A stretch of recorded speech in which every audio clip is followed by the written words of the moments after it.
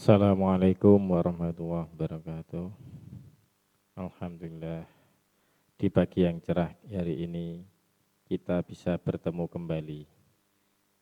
Semoga materi bahasa Indonesia ini nanti kalian bisa mudah memahami dan bisa melaksanakan prosedur yang akan kalian nanti lakukan. Bahasa Indonesia yang pertama yaitu tentang teks deskripsi. Kemarin apa deskripsi? Masih ingat? Nah, teks deskripsi itu penggambaran. Yang bab pertama itu.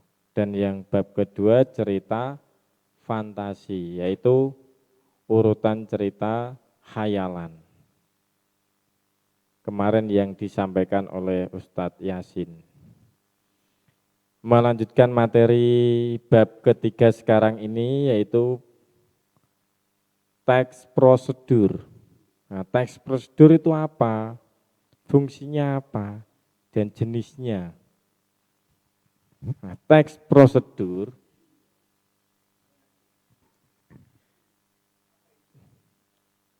pengertian dan tujuan, fungsi sosial dan jenis teks prosedur. Pertama, definisi dan tujuan teks prosedur. Yang kedua tentang fungsi sosial teks prosedur dan jenis teks prosedur. Nah, teks prosedur itu teks yang tertulis atau lisan yang berisi instruksi kepada pembaca atau pendengar untuk membuat atau melakukan sesuatu dan memainkan sesuatu. Teks ini dibuat untuk menggambarkan cara melakukan atau membuat melalui serangkaian tindakan atau langkah-langkah. Intinya, teks prosedur itu melakukan sesuatu. Tujuannya apa? Nah, harus sesuai dengan petunjuk atau cara membuat, cara melakukan atau memainkan sesuatu. Kalau tidak dengan langkah-langkah atau cara, nanti akan bisa berakibat fatal. Makanya dalam sebuah produk pasti ada prosedurnya, pemakaiannya. Supaya tidak salah atau menimbulkan efek tertentu. Teks prosedur sudah, intinya cara melakukan sesuatu, tujuannya supaya sesuai dengan langkah-langkah atau cara. Oke, bisa dipahami? Mudah kan? Sekarang fungsi sosial teks prosedur adalah menginformasikan cara membuat, cara memainkan, atau melakukan sesuatu kepada pembaca atau pendengar. Menginformasikan cara membuat atau memainkan atau melakukan. Itu fungsi sosial secara umumnya. Contoh, guru atau orang tua memiliki tanggung jawab untuk membuat paham siswanya. Contoh itu banyak sebenarnya. Jenis-jenis teks prosedur. Yang pertama, jenisnya ini ada 3 ya. Pertama, teks prosedur membuat sesuatu. Yang kedua, teks prosedur memainkan alat. Memainkan, yang pertama membuat. Membuat, memainkan ya. Dan yang ketiga, melakukan. Contohnya ini kalau membuat seperti biasa di bulan Agustus kemarin banyak anak-anak yang membuat layang-layang.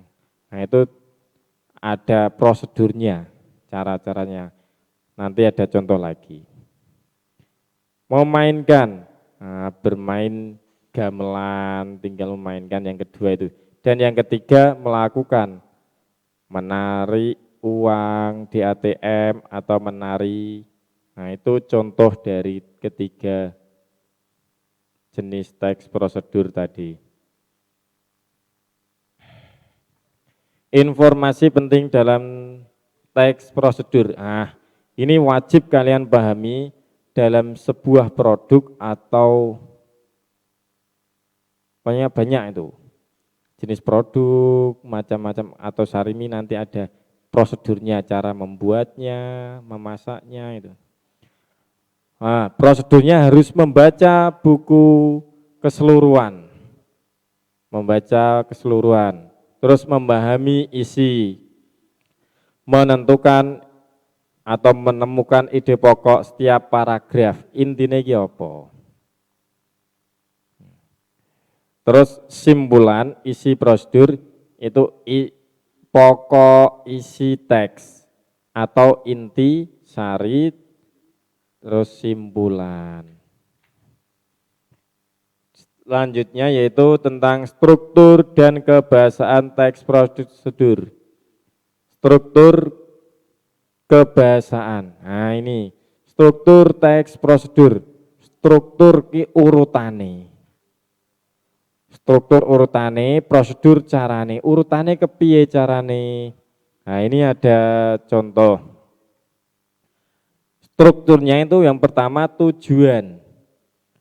Kedua alat dan bahan. Ketiga langkah-langkah dan yang terakhir keempat penutup. Nah, tujuannya apa? Ini contohnya membuat kue apem.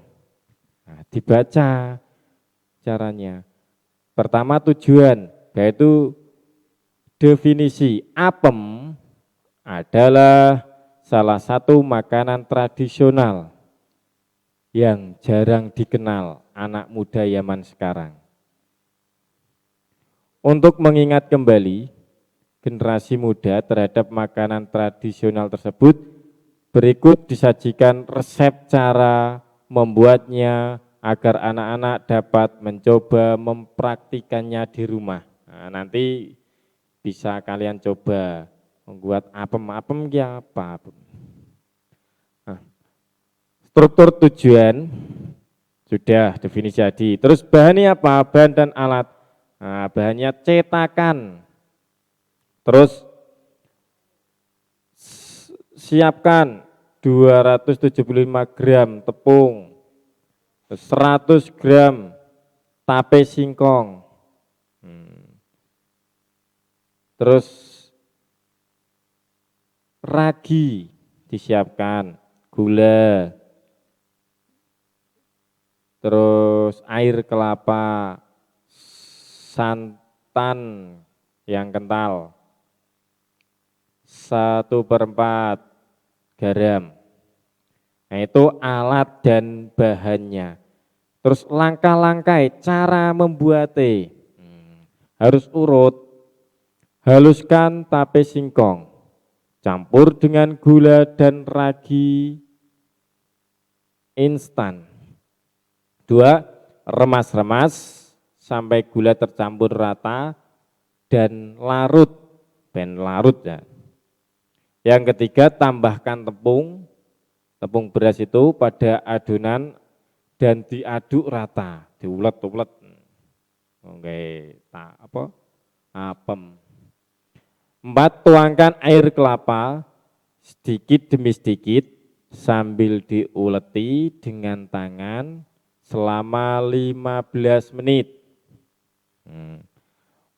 Lalu masukkan garam dan santan sedikit demi sedikit sambil diuleni rata. Dan yang keenam, diamkan adonan selama kurang lebih 1 jam hingga mengembang. Dan yang ketujuh, panaskan cetakan apem, olesi dengan sedikit minyak. 8. Tuangkan adonan apem, tunggu hingga tampak lubang-lubang, lalu tutup. Balik, hingga sisi bawahnya matang. Nah, paling tepi itu matang. Nah, itulah caranya. Ada berapa tahapan tadi. Nah, penutupnya yang struktur itu, cetakan kue apem harus mirip dengan cetakan kue lumpur, yaitu bulat pipih, dan dapat ditemukan di toko kue kesayangan Anda. Tipsnya agar apem mengembang sempurna, yaitu jangan dimasukkan garam pada adonan karena akan mematikan ragi dan dapat membuat tekstur apem apa itu? Nggak bisa bulat nanti.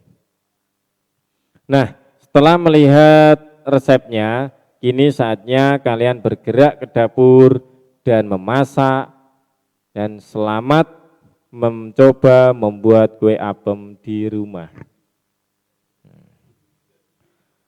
Kebiasaan dalam teks prosedur menggunakan penomoran, menunjukkan urutan atau tahapan. Nah, kebiasaan harus urut.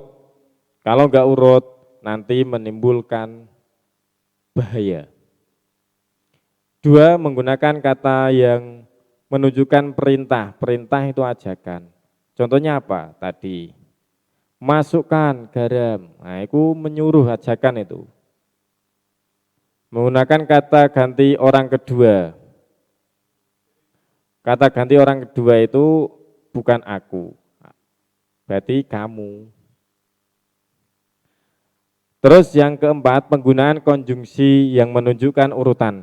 Konjungsi itu artinya penghubung, menghubungkan. Dan yang kelima, menggunakan kata keterangan. Nah, itulah materi teks prosedur. Semoga kalian mudah memahami karena teks prosedur ini sangat mudah. Intinya teks prosedur itu cara atau melakukan sesuatu. Mudah kan? Nah, selamat mencoba yang kalian inginkan. Terima kasih. Jadi sudah dibeberkan kaitannya dengan langkah